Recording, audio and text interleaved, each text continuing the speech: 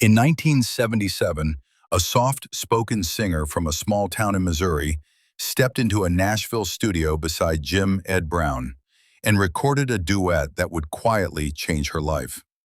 The song climbed the country charts, settled into the top 5, and stayed there long enough to become unforgettable. For a while, their voices were everywhere: radios, jukeboxes, county fairs, late-night drives home. They won awards, they sold records, they sounded like they'd been singing together forever. And then, just as quietly as she arrived, Helen Cornelius slipped out of the spotlight. And the reason why says more about country music than it does about her. Helen Cornelius was born in 1941 in Hannibal, Missouri, the kind of place where music wasn't something you chased, it was something you lived with. If you grew up with a radio playing in the kitchen or a song drifting through the house on a Sunday afternoon, you already understand that world. She sang wherever people gathered, not to impress anyone, just to be heard. There was nothing flashy about her voice. It didn't reach for attention. It didn't ask to be noticed. It just found you. By the time Helen arrived in Nashville, Jim Ed Brown was already a familiar name. He had experience, he had confidence, and he had a voice that listeners trusted. But country music was changing. The duet era was taking hold. Conway and Loretta, George and Tammy, Porter and Dolly. Listeners wanted conversation in their songs. Two voices telling one story. Jim Ed needed a partner who didn't compete for space, someone who understood restraint. And when Helen Cornelius stepped up to the microphone, the room went still. People who were there later said she didn't warm up. She didn't rehearse endlessly. She sang one line, clean, calm, unforced, and that was enough. Someone in the control room quietly said, "Oh, that's the one." Nothing dramatic happened. No celebration, no big moment. It just felt right. And even then, while everything sounded perfect on the records, the ground under country music was already beginning to shift.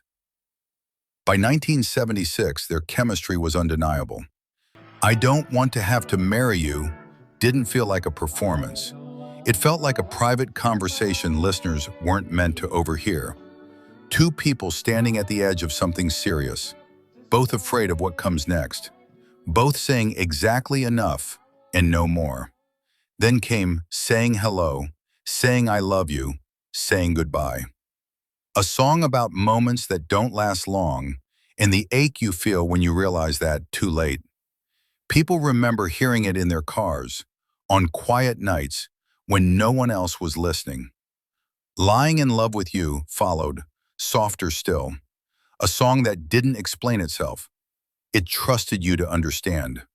And later, If the World Ran Out of Love Tonight, a song that felt like shelter, something steady when everything else felt uncertain.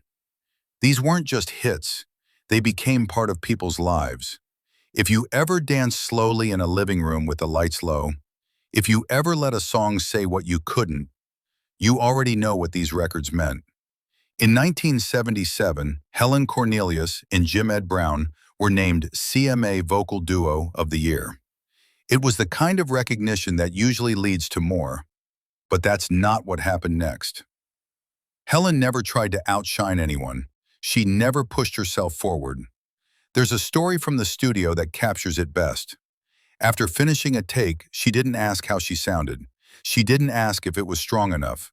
She simply asked, "Did it feel right?" Not perfect, not powerful, just right. In an industry that rewards volume, Helen stayed quiet, not withdrawn, not hesitant, just quiet. And that choice mattered more than anyone realized at the time. By the early 1980s, country music had started looking for something else. New sounds, new energy, new faces. The duet era faded. Radio moved on. Jim Ed returned to solo work. Helen kept singing. She performed. She acted. She stayed connected to music, just not to the spotlight. She didn't reinvent herself. She didn't fight the current.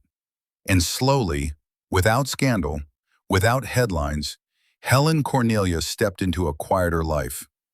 Not because she failed, not because she was pushed aside, but because she never raised her voice to stay. Here's the question worth asking now. Would a voice like hers even survive today's country music? In an era that rewards loudness, speed, perfection, what happens to voices built on patience? Because when people go searching for something real, they don't look for noise.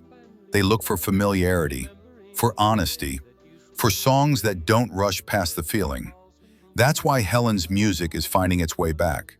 Not through radio, not through charts, through memory. People leave comments saying they heard her voice at their wedding, that their parents danced to those songs every weekend, that they didn't realize how much they missed that sound until it came back.